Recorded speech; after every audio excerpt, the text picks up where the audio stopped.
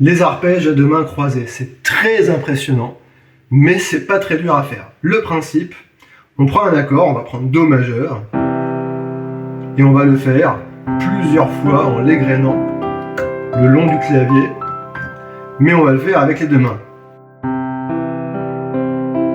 en croisant les mains. Pour ce faire, il suffit de s'entraîner. On se met en position sur le premier Do qu'on veut faire, donc Do, Mi, Sol. On fait le deuxième, Do, Mi, Sol, donc c'est identique. Et on commence à s'entraîner à égrener, monter, descendre, doucement. On accélère, c'est une vague, il faut bien le sentir dans les poignets.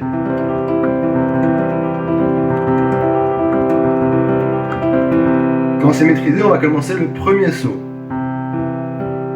Quand je suis en train de faire mon accord en deuxième position, je commence à sauter avec mon petit doigt. Je vise le prochain Do, le prochain début d'accord. Pareil, quand je suis en train de faire mon deuxième accord, je commence à sauter et je vise avec mon pouce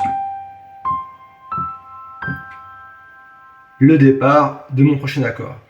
Arrivé à la fin, rebelote, je redescends, je vise avec le doigt d'arrivée la fin de mon accord. Voilà.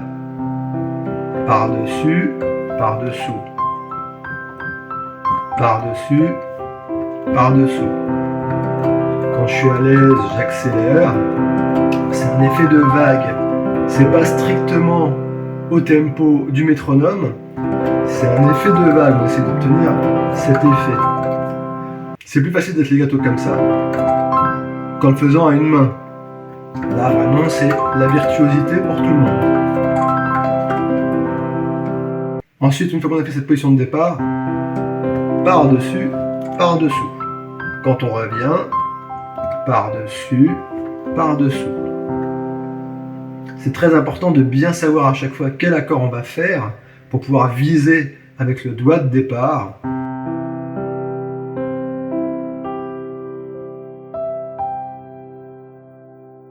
Ça vous permet de vous déplacer sur tout le clavier, d'utiliser toutes les notes, même les plus basses.